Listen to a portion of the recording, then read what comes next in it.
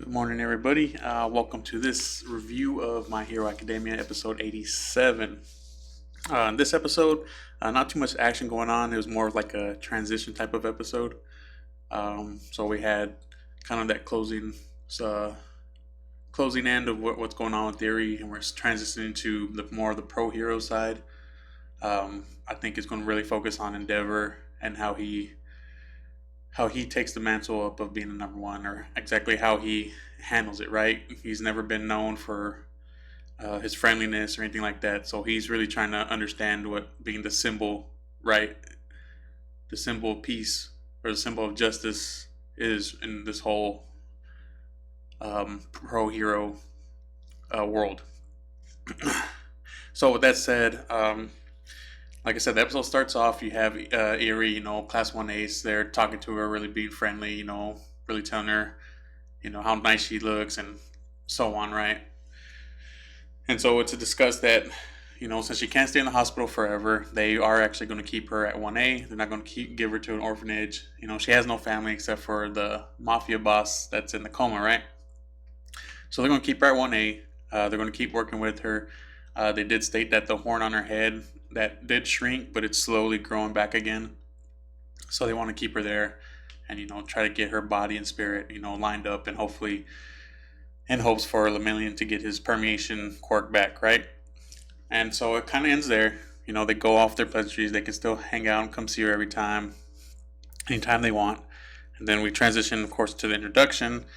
After the introduction, we see Class 1A. They get visitors in their dorms. That's the Wild Pussycats from, the Wild Pussycats. So they have their discussion. It pretty much boils down to the pro hero rankings are about to be released, and so they're getting back together. That way they can start ranking again. There was a scene in there where All for One is talking about how he takes these powers that he just can't help it. If he sees a good quirk, he takes it, right. He takes it all for himself, and it's this little, oh, I can give it back to you, but I gotta use my quirk. So just let me use my quirk, and I'll give it back to you. So really not something that they want to do. He is extremely powerful. You give him even the smallest window of opportunity, he could bust out of that thing easily. I mean, my thing is he could probably bust out now if he wanted.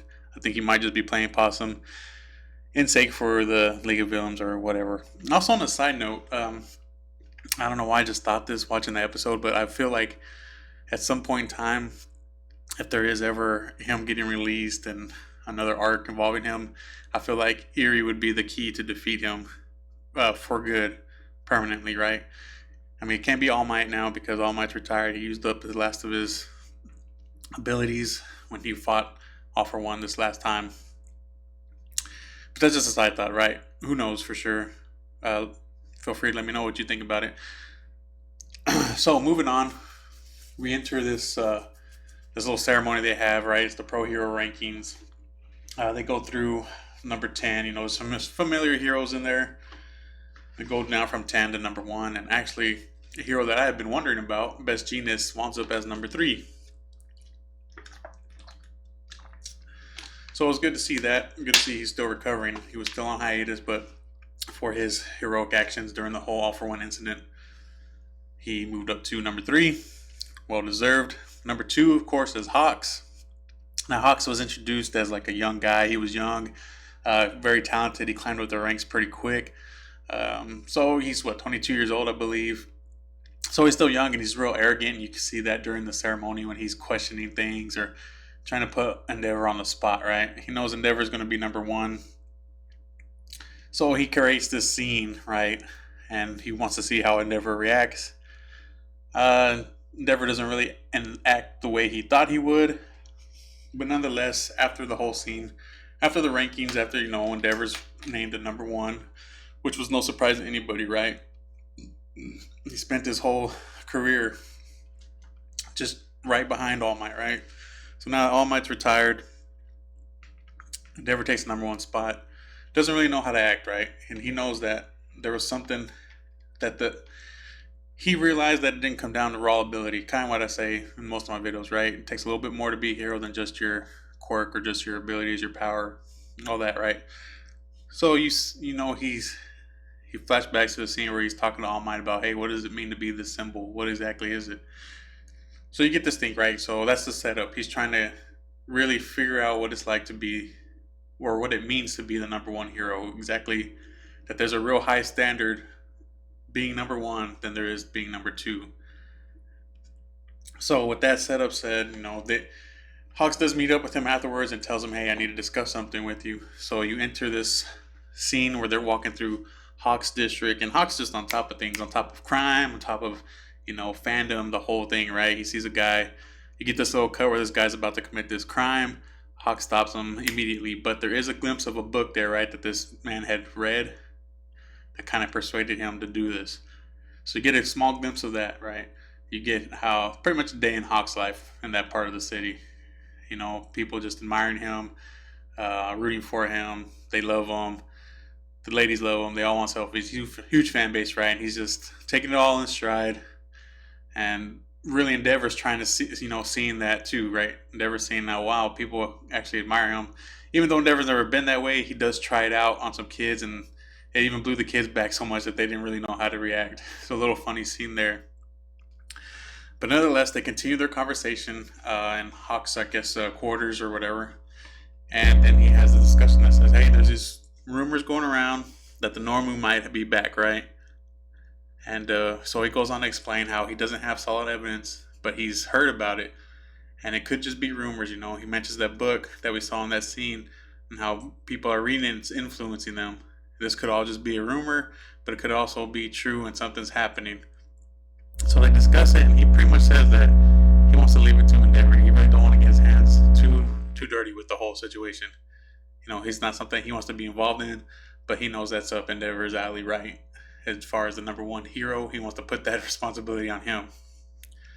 So Endeavor really doesn't know where to start, but big old plot twist: the Normu find them. Immediately attacks them. You see them really start attacking right away. Endeavor just starts off with a pretty powerful attack. Normu just tanks it, and then we have our ending.